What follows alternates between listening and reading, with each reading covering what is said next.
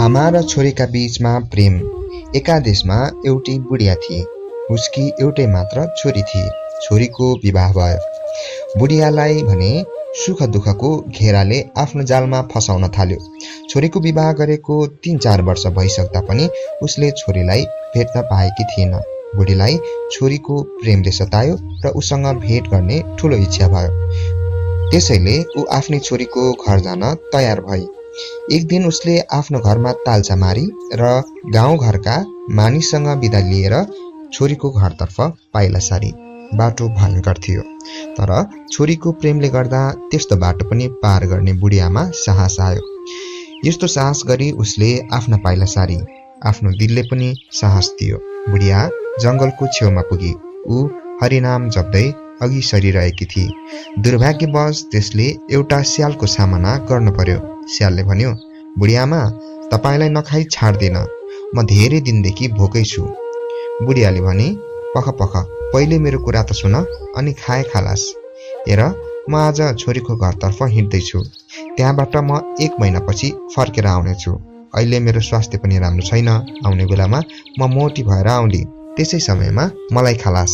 बुढियाको कुरा सुनेर सबै कुरा बुझी स्यालले पनि उसलाई बिदा दियो। बुढियालाई आफ्नी छोरीको मुख एकचोटि हेर्नसम्मका निमित्त जिन्दगी चाहिएको थियो, न कि अमर रहनका लागि। स्यालसँग बिदा भएर ऊ अघि सरी। बर्सातको खोला झैं सबैलाई आश्वासन दिँदै ऊ अघि बढिरहेकी थिए। उसलाई अब केही पनि बाधा आइपर्दैन भन्ने उसले विचार गरेकी थिए। ऊ मस्तसँग गइरहेकी थिए। यस्तैमा नारदले वानरराज समक्ष बुढियाको आगमनको समाचार बयान गरे। वानरराजलाई अरू केही चाहिन्थ्यो र उसले हातमा कुमकुमको माला लिएर बाटामा बुढियालाई पर्खिरह्यो। बुढी पनि केही बेरमै त्यही आइपुग्यो। वानरराजले आफ्नो कार्य सिद्ध गर्नका लागि उसलाई त्यो मालाले स्वागत गर्यो र भन्यो, बुढियामा, म तपाईलाई नखाई छाड्दिन। बुढियाले स्याललाई झैं भन्न लागि, तर बाँदरले मानेन। यसै बीच बाँदरको पूरा फौज पनि त्यहाँ आइपुग्यो। सबैले आफ्नो नाचगान सुनाउन थाले। ससाना बच्चाहरू त मग्न भएर बुढियाको कपालमाथि नाच्न थाले। बुढिया अन्यलमा परी।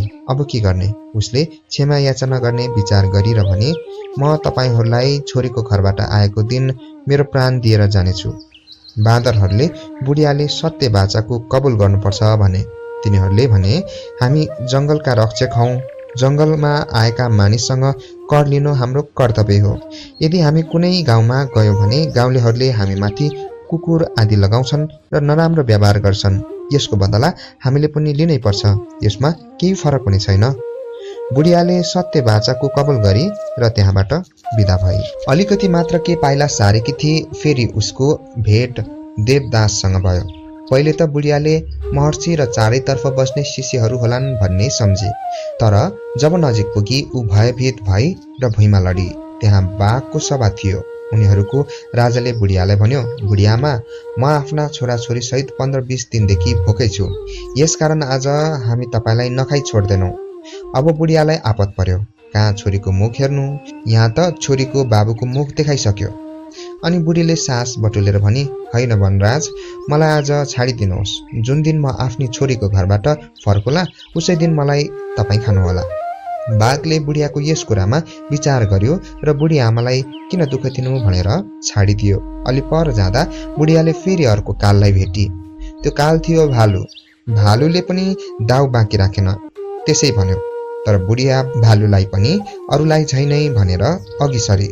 अलि पर जाँदा फेरि चितुवा र अरू जनावरहरूले हैरान गरे। बल्ल बुढिया सबैलाई शान्त गरेर आफ्नी छोरीको घर पुगी। छोरीलाई उसले बाटोको केही हाल पनि भनिन। ऊ अलमस्त भएर छोरीको घरमा रहन थाली, तर आन्तरिक वेदनाले बुढियालाई सताउन छाडेन। घर फर्कने बेला पनि हुन थाल्यो। बुढिया पनि चुप रहन सकिन र आफ्नी छोरीसँग बाटाको सबै हाल भन्न थाली। आखिरमा छोरीले एउटा योजना बनाई। घर जाने दिन आयो।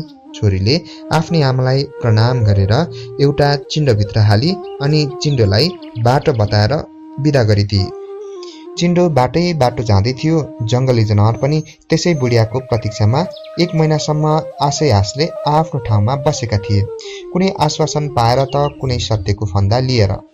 तर एउटा वनराज मात्र यस्तो थियो जसले पहिलेदेखि पक्का गरेको थियो। त्यसैले ऊ बाटामा जमेर पर्खिरहेको थियो।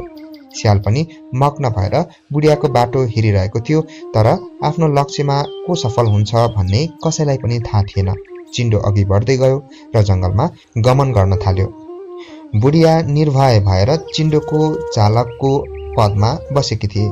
ऊ आफ्नो चिन्डो रूपी रथलाई वेगसँग दौडाइरहेकी थिए।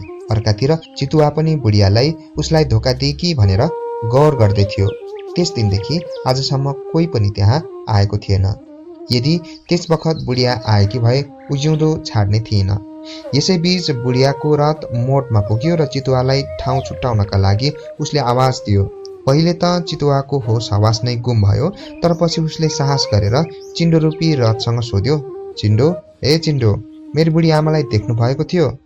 बुढियाले रथभित्रबाट कड्केर भनी, मलाई तिम्रो बुढी आमाको कुरा के थाहा? लौ हिँड चिन्डो, बाटै बाटो। यो सुनेर चितुवा हैरान भयो। अब के गर्ने? अब बुढियाको रथ महर्षि वनराज बाघको दरबारमा पुग्यो। रथ आएको आवाज सुन्ने बित्तिकै महर्षिका ससाना बच्चाहरू भयभीत हुँदै एउटा कुनामा गएर थरथर काम्न थाले। महर्षि बाघको मन पनि डगमगायो।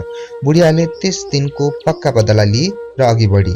बाघ पनि त्यसै बस्न सकेन र चिन्डोसँग सोध्यो, दाजु, ए दाजु, के तिमीले हाम्री बुढी आमालाई देखेका थियौ? रथले भन्यो, मलाई के थाहा तिम्रो बुढी आमाको कुरा। लौ हिँड चिन्डो, बाटै बाटो। यस्तो कुरा सुनेर बाघ पनि वाल्ल पर्यो र बुढियाको करतुत सम्झन लाग्यो। ऊ रिसाएर भन्न थाल्यो, बुढिया आएकी भए म त्यसलाई काँच्चै खाने थिएँ। त्यो रिस उसले एउटा रुखमाथि पोख्यो। उसलाई रिसले आँखा नदेख्ने बनाएको थियो।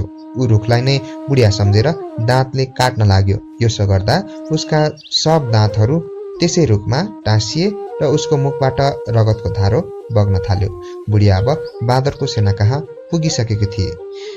त्यहाँ उसले रथ आइपुगेको आवाज दिँदा बाँदरहरू सबै चिन्डोलाई हेर्न आए। उनीहरूले सोधे, चिन्डा, ए चिन्डा, तिमीले हाम्री बुढी आमालाई देख्यौ? चिन्डोले जवाफ दियो, होइन दाजु, मैले तपाईँकी बुढी आमालाई देखिनँ। हिँड चिन्डो, अब बाटै बाटो। चिन्डो सँगसँगै बुढिया पनि गइरहेकी थिए। बाँदरहरू त्यही पर्खिरहे। अन्त्यमा तिनीहरूलाई पनि रिस उठ्यो र तिनीहरू पौलाए चाहिँ गरी चल्न थाले।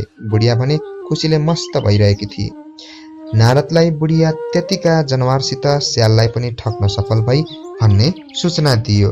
उनलाई भनियो, यसकारण तपाईँ गएर स्याललाई सूचना गरिदिनुहोस् र ठगिएका जनावरलाई पनि। नारदले आफ्नो वीणा लिई नारायण नारायण भन्दै स्याल कहाँ गएर उसलाई पुरै वृत्तान्त सुनाइदिए। त्यसै बेला चिन्डो पनि आइपुग्यो।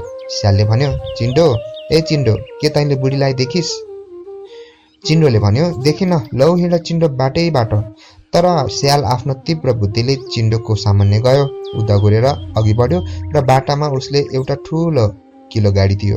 बुढियालाई अपार आनन्द भइरहेको थियो, तर अचानक रथको धुरो टक्रायो र चिन्डो फुट्यो। स्यालले भन्यो, मलाई त जरुर शङ्का थियो, कहीँ चिन्डाले पनि मानिसले झैँ बोलेर आज्ञा दिन्छ।